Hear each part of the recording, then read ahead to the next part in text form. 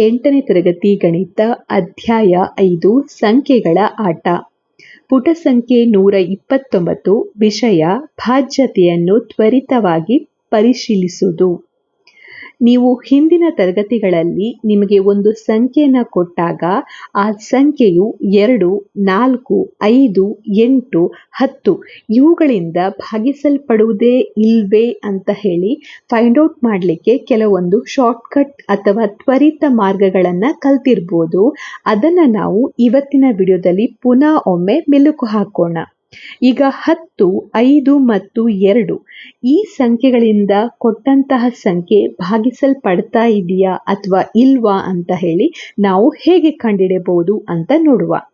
ಮೊದಲಿಗೆ ಈಗ ನೀವು 10 ತೆಗೆದುಕೊಂಡ್ರೆ ಒಂದು ಸಂಖ್ಯೆಯ ಬಿಡಿ ಸ್ಥಾನದಲ್ಲಿ 0 ಇದ್ರೆ ನಾವಲ್ಲಿ ಹೇಳ್ಬೋದು ಆ ಸಂಖ್ಯೆಯು 10ರಿಂದ ಭಾಗಿಸಲ್ಪಡ್ತಾ ಇದೆ ಅಂತ. ಉದಾಹರಣೆಗೆ ಈಗ 20 ತೆಗೆದುಕೊಂಡ್ರೆ 90 ಅಥವಾ 100 ತೆಗೆದುಕೊಂಡ್ರೆ ಇಲ್ಲಿ ಬಿಡಿ ಸ್ಥಾನದಲ್ಲಿ 0 ಇದೆ, ಇಲ್ಲಿ ಬಿಡಿ ಸ್ಥಾನದಲ್ಲಿ 0 ಇದೆ. ಹಾಗಾಗಿ ಈ ಮೂರು ಸಂಖ್ಯೆಗಳು 10ರಿಂದ ಭಾಗಿಸಲ್ಪಡ್ತಾ ಇದೆ ಅಂತ ನಾವು ಇಲ್ಲಿ ಹೇಳ್ಬೋದು. ಹಾಗೆ ನೀವು ಈಗ ಒಂದು ಸಂಖ್ಯೆಯನ್ನು ತೆಗೆದುಕೊಳ್ಳಿ, EBCA. ಇಲ್ಲಿ ಈಗ ಅಕ್ಷರ ರೂಪದಲ್ಲಿ ಸಂಖ್ಯೆಯನ್ನು ತೆಗೆದುಕೊಂಡಿದ್ದೇವೆ.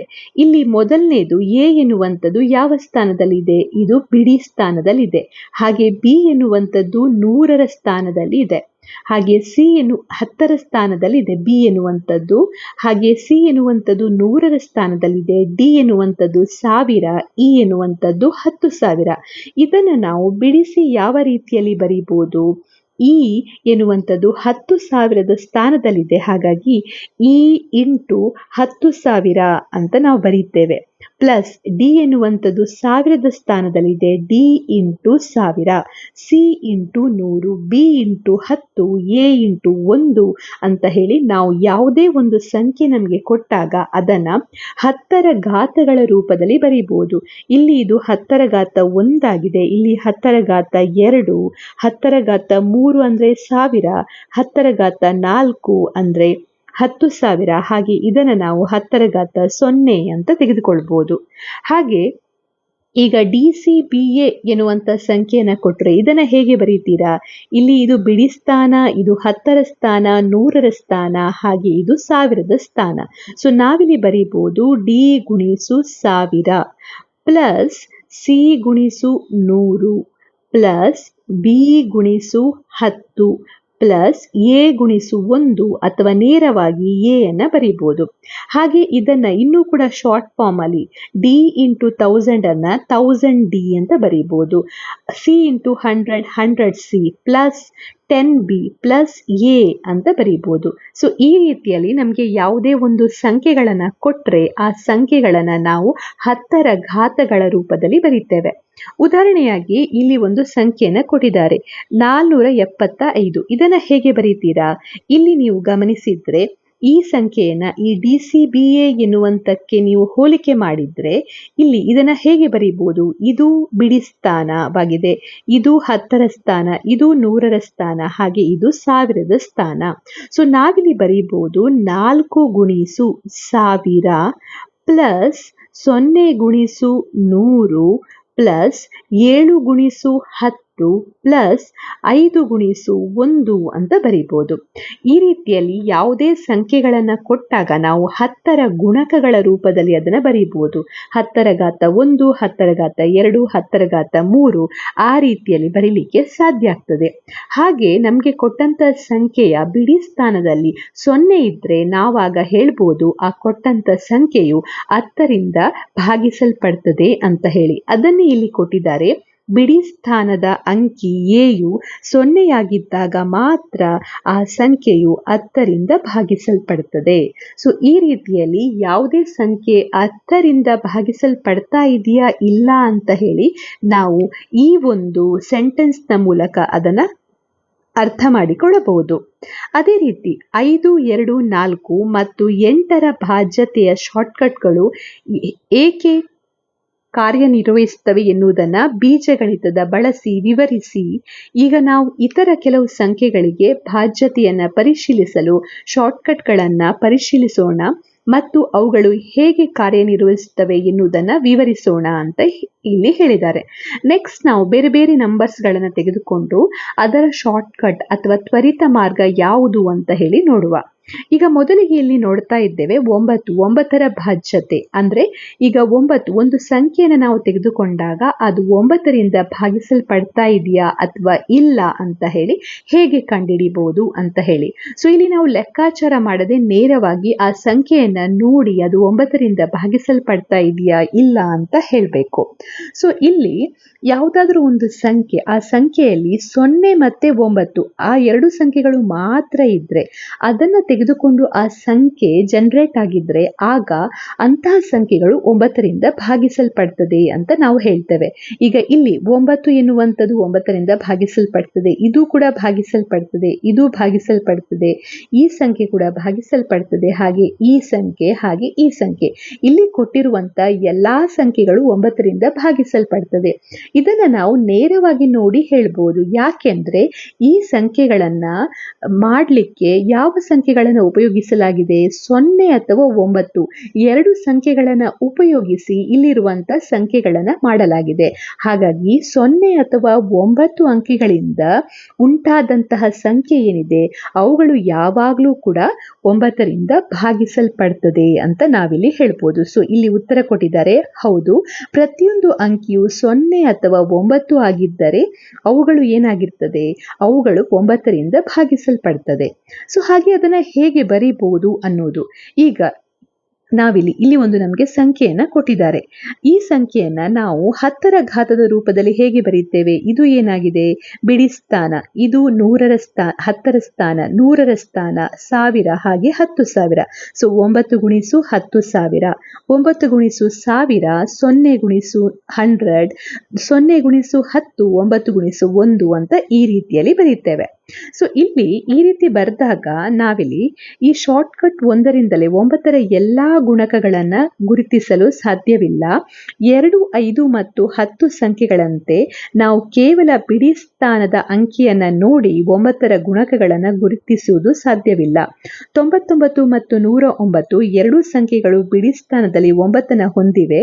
99 9ರಿಂದ ಭಾಗಿಸಲ್ಪಡುತ್ತದೆ, ಆದರೆ 109 ಸಂಖ್ಯೆಯು ಭಾಗಿಸಲ್ಪಡುವುದಿಲ್ಲ. ಈಗ ಇಲ್ಲಿ ನೀವು 99ನ್ನ ತೆಗೆದುಕೊಂಡ್ರೆ ಆ ಸಂಖ್ಯೆ 9ರಿಂದ ಭಾಗಿಸಲ್ಪಡ್ತದೆ ಅಂತ ಹೇಳ್ಬೋದು.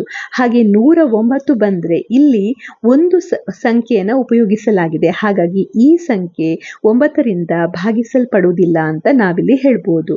ಸೊ ಯಾವುದೇ ಸಂಖ್ಯೆಯನ್ನ ನೋಡಿದ ಕೂಡಲೇ ನೀವು ಅದು 9ರಿಂದ ಭಾಗಿಸಲ್ಪಡ್ತದೆಯಾ ಅಂತ ಹೇಳಬೇಕಾದ್ರೆ ಅದರಲ್ಲಿ ಈ ಎರಡು ಅಂಕಿಗಳಿರಬೇಕು, 0 ಇರಬೇಕು, ಹಾಗೆ 9 ಇರಬೇಕು. 0 ಮತ್ತೆ 9 ಈ ಎರಡು ಸಂಖ್ಯೆಗಳಿಂದ ಆ ಸಂಖ್ಯೆ ಮಾಡಲ್ಪಟ್ಟಿದ್ರೆ ಮಾತ್ರ ಅದು 9ರಿಂದ ಭಾಗಿಸಲ್ಪಡ್ತದೆ ಅಂತ ನಾವು ನೇರವಾಗಿ ಇಲ್ಲಿ ಹೇಳಲಿಕ್ಕೆ ಸಾಧ್ಯ ಇದೆ. ಹಾಗೆ ನೀವು ಇಲ್ಲಿ ತೆಗೆದುಕೊಂಡಾಗ 99, ಈಗ 100ರ ಸ್ಥಾನವನ್ನು ತೆಗೆದುಕೊಂಡ್ರೆ ಅಲ್ಲಿ 9 11 99, ಹಾಗಾಗಿ ಅಲ್ಲಿ ಶೇಷ ಎಷ್ಟು ಉಳಿತದೆ, ಇಲ್ಲಿ 1 ಉಳಿತದೆ 9ರಿಂದ ಭಾಗಿಸುವಾಗ. ಹಾಗೆ ಇಲ್ಲಿ ನೀವು ಗಮನಿಸಿ 10ರ ಸ್ಥಾನವನ್ನು ತೆಗೆದುಕೊಂಡ್ರೆ ಅಲ್ಲಿ ನೀವು 9ರಿಂದ ಭಾಗಿಸಿದ್ರೆ 9 1 9, ಸೊ ಶೇಷ ಅಲ್ಲಿ ಎಷ್ಟು ಉಳಿತದೆ, ಶೇಷ ಅಲ್ಲಿ 1 ಉಳಿತದೆ. ಸೊ 10ರ ಸ್ಥಾನವನ್ನ ನಾವು ಈ ರೀತಿಯಲ್ಲಿ ಬರೀಬಹುದು. ಹಾಗೆ 100ರ ಸ್ಥಾನವನ್ನ ನಾವು 99ರಿಂದ ಭಾಗಿಸಿದಾಗ ಅದನ್ನ ಈ ರೀತಿಯಲ್ಲಿ ಬರೀಬಹುದು. ನಂತರ ಸಂಖ್ಯೆ 10ಯು 9ರಿಂದ ಭಾಗಿಸಲ್ಪಡುವುದೇ, ಇಲ್ಲದಿದ್ದರೆ ಶೇಷ ಎಷ್ಟು ಅಂತ ಕೇಳಿದ್ದಾರೆ. ಸೊ ಸಂಖ್ಯೆ 10 9ರಿಂದ ಭಾಗಿಸಲ್ಪಡುವುದಿಲ್ಲ, ಹಾಗಾಗಿ ಇದಕ್ಕೆ ಉತ್ತರ ಇಲ್ಲ. ಹಾಗೆ ಇದು ಎಷ್ಟು ಶೇಷವನ್ನ ಕೊಡ್ತದೆ, ಇದು ಶೇಷ 9ರಿಂದ ಭಾಗಿಸಿದಾಗ 10 ಎನ್ನುವಂತಹ ಸಂಖ್ಯೆಯು 1 ಶೇಷವನ್ನ ಕೊಡ್ತದೆ. 9 1 9, ಹಾಗಾಗಿ ಇಲ್ಲಿ 1 ಶೇಷ ಸಿಗ್ತದೆ. 10ರ ಇತರ ಗುಣಕಗಳನ್ನ 9ರಿಂದ ಭಾಗಿಸಲ್ಪಡುವುದನ್ನ ಪರಿಶೀಲಿಸಿ ಅಂತ ಹೇಳ್ತಾ ಇದ್ದಾರೆ. ಸೊ ಈಗ ನೀವು 10ರ ಇತರ ಗುಣಕಗಳು ಅಂತ ಹೇಳಿದ್ರೆ 20 ಇದು 9ರಿಂದ ಎಷ್ಟು ಸಲ ಭಾಗಿಸಲ್ಪಡ್ತಾ ಇದೆ, 9 2 18.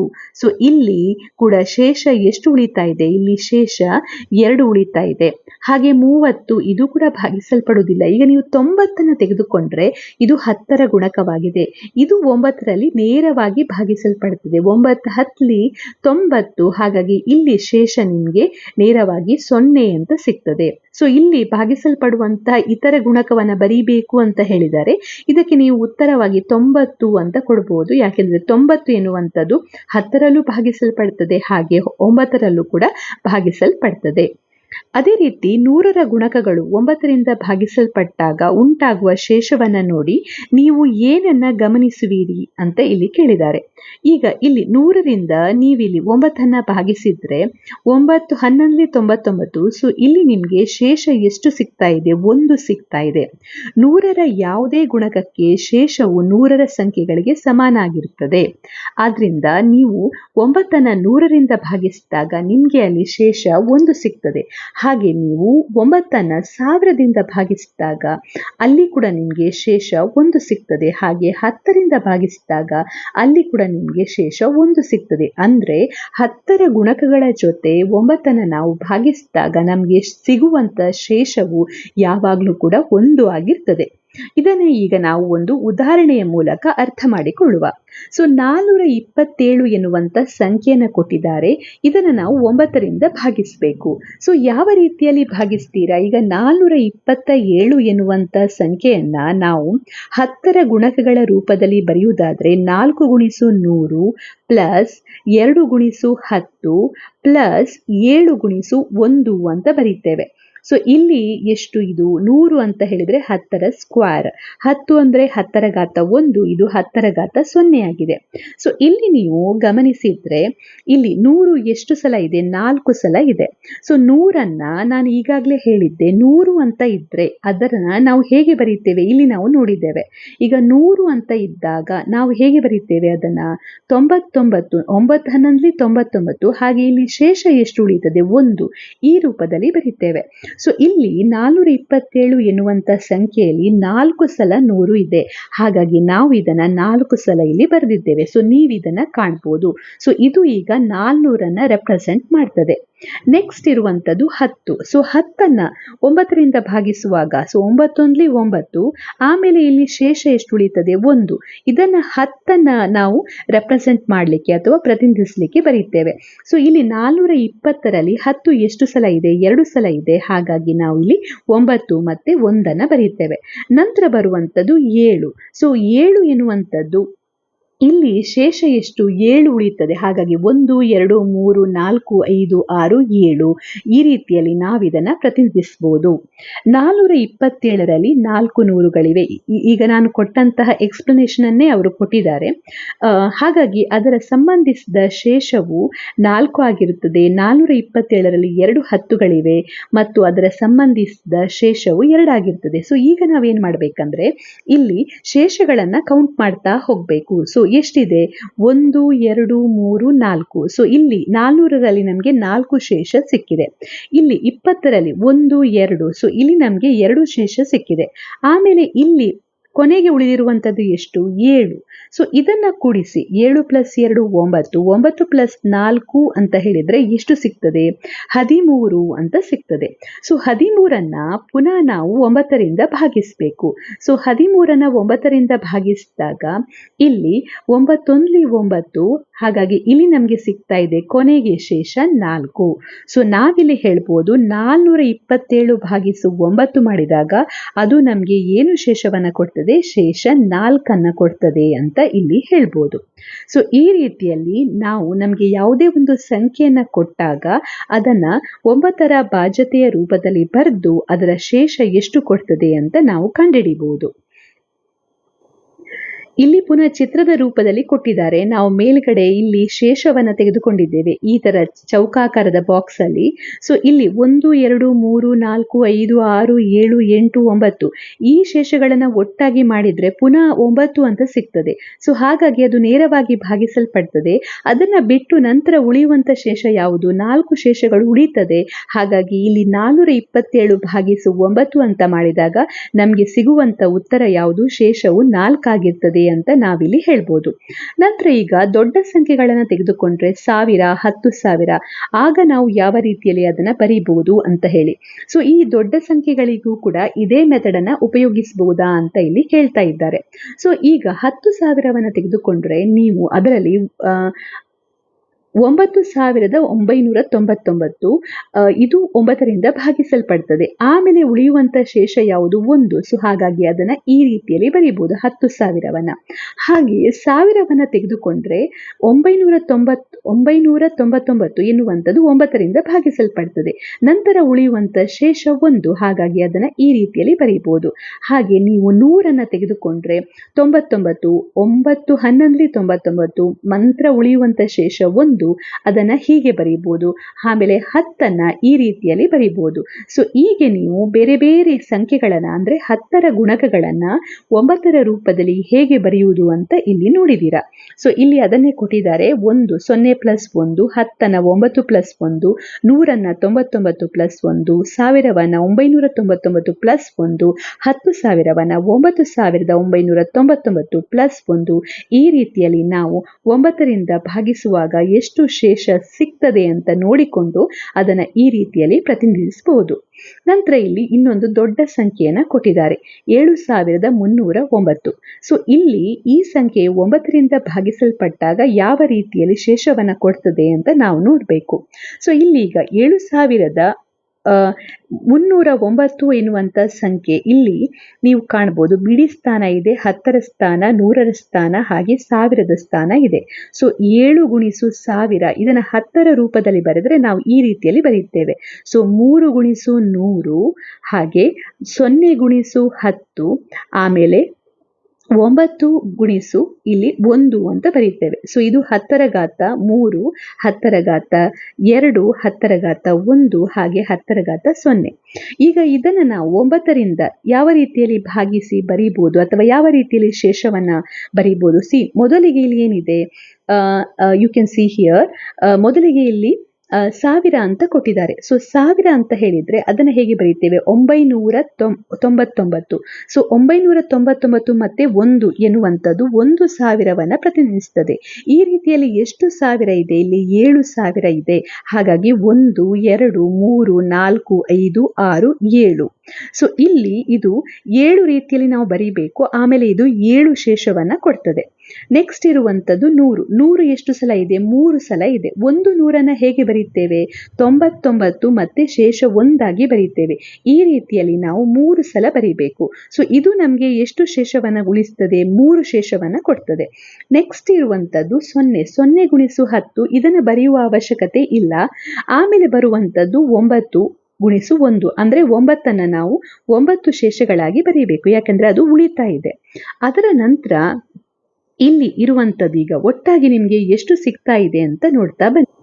ಇಲ್ಲಿರುವಂತ ಎಲ್ಲಾ ಶೇಷಗಳನ್ನ ನಾವು ಒಟ್ಟಾಗಿ ತೆಗೆದುಕೊಳ್ಳುವ. ಸೊ ಮೊದಲಿಗೆ 7ರ ಜೊತೆ ನಮಗೆ ಎಷ್ಟು? 7 ಶೇಷ ಸಿಕ್ಕಿದೆ. ಇಲ್ಲಿ 3 ಶೇಷ, ಹಾಗೆ ಇಲ್ಲಿ 9 ಶೇಷ ಸಿಕ್ಕಿದೆ.